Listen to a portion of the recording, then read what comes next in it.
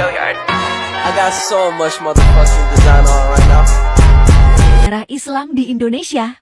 Islam adalah agama yang dibawa oleh Nabi Muhammad. Islam merupakan agama Allah yang diturunkan untuk seluruh manusia.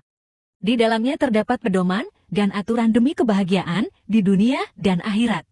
Ada 3 hal yang menjadi sendi utama dalam agama Islam itu sendiri, yakni iman, Islam, dan ihsan.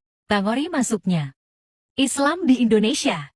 Teori Gujarat. Dalam teori Gujarat ini dikatakan bahwa sebenarnya Islam di Indonesia berasal dari Gujarat, India, dan masuknya Islam pada abad ke-8 Masehi.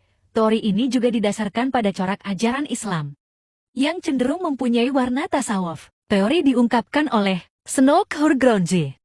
J. Pigap. Bukti teori Gujarat. Batu nisan Sultan Samudra Pasai Malik asal tahun 1297. Dan batu nisan Syekh Maulana Malik Ibrahim di Gresik, yang memiliki kesamaan dengan batu nisan yang berada di Cambai.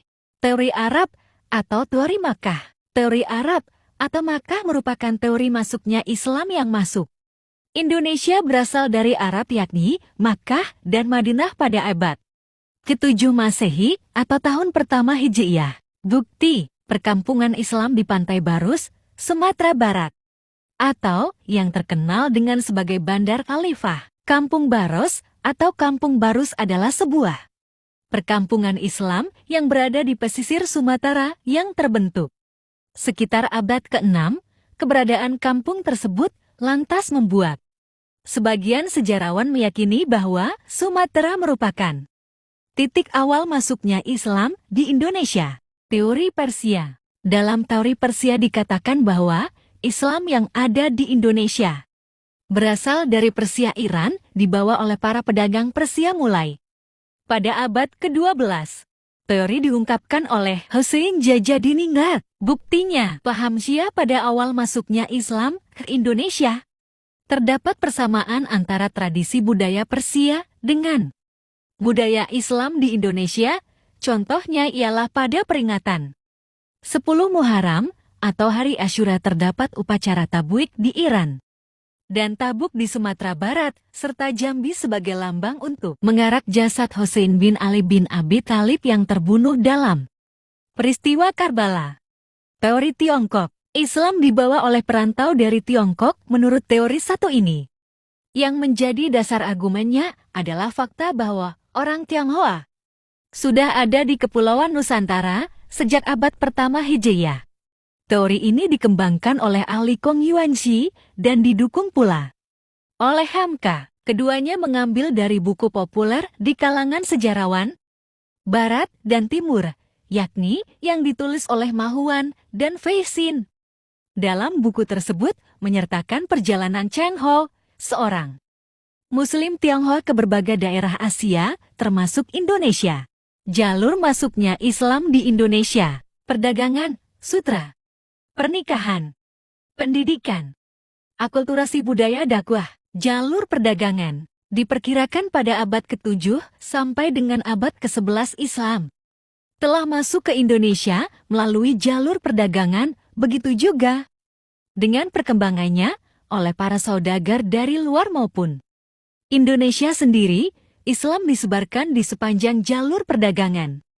Pada pelabuhan seperti Selat Malaka, Samudra, Palembang, disusul Demak, Cirebon, Gresik, Tuban, Makassar, serta Indonesia bagian timur.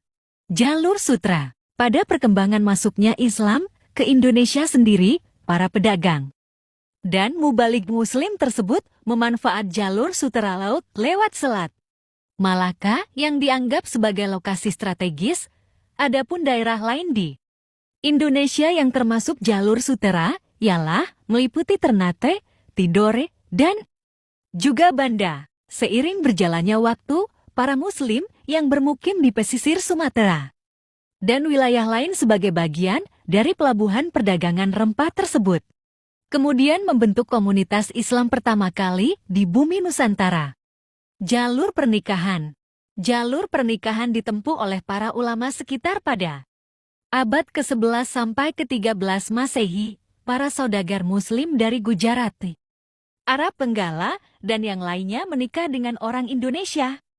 Jalur pernikahan ini mempunyai pengaruh yang begitu besar dalam persebaran Islam di tanah air tercinta. Jalur pendidikan. Jalur pendidikan dibentuk oleh para DAI yang memang mengabdikan dirinya untuk menyebarkan Islam ke wilayah baru. Para DAI ini bukanlah pedagang, melainkan mereka adalah para pengembara yang hanya mengembara menuju wilayah baru yang belum tersentuh Islam sama sekali, dipandu oleh para pedagang hanya untuk berdakwah. Jalur akulturasi budaya dakwah. Sekitar pada abad ke-12 sampai ke-14 Masehi, melalui akulturasi budaya ini, para DAI memberikan kesan kepada masyarakat bahwa Islam sesuai dan tidak bertentangan dengan budaya mereka, sehingga tidak adanya keterpaksaan dalam memeluk agama Islam. Misalnya, seperti cara Wali Songo dalam mendakwahkan Islam melalui seni lagu-lagu, permainan, dan wayang.